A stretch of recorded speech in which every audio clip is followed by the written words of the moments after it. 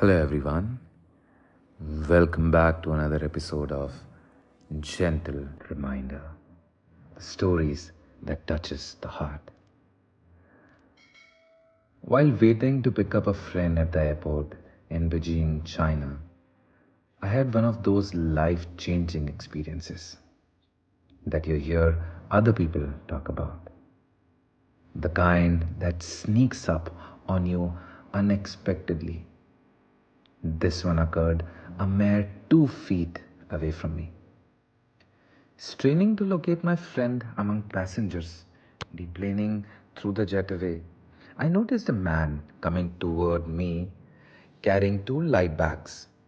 He stopped right next to me to greet his family. First, he mentioned to his youngest son, maybe 6 years old, as he laid down his bags. They gave each other a long, loving hug. As they separated enough to look in each other's face, I heard the father say, "It's so good to see you, son. I missed you so much." His son smiled somewhat shyly, averted his eyes, and replied softly, "Me too, Dad." Then the man stood up, gazed his eyes off his eldest son, maybe 9 or 10, and while cupping his son's face in his hands, said, "You're already quite a young man. I love you very much, Jack." They two hugged, a most loving, tender hug. While this was happening, a baby girl, perhaps 1 or 1.5, was squirming excitedly in her mother's arm, never once taking her little eyes off the wonderful sight of her returning father. The man said, "Hey, baby girl."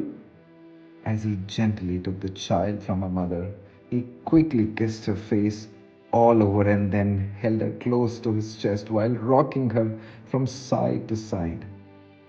The little girl instantly relaxed and simply laid her head on his shoulder, motionlessly in pure contentment.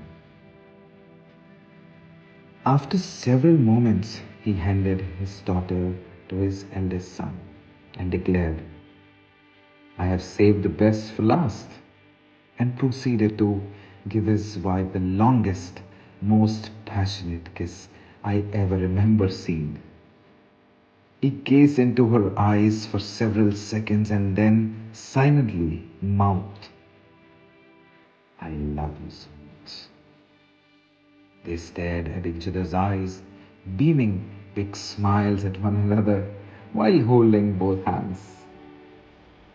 For an instant, they reminded me of newlyweds, but I knew by the age of their kids that they couldn't possibly be.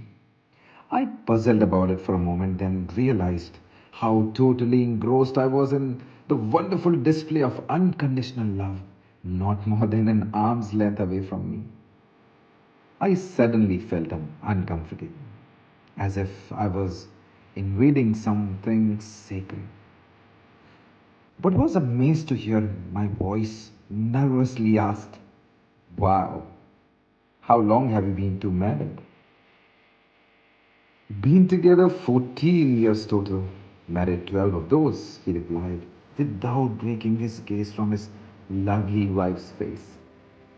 "Well then, how long have you been away?" I asked. The man finally turned and looked at me, still beaming his joyous smile. 2 whole days. 2 days? I was stunned by the intensity of the greeting. I had assumed he'd been gone for at least several weeks, if not months. I know my expression betrayed me.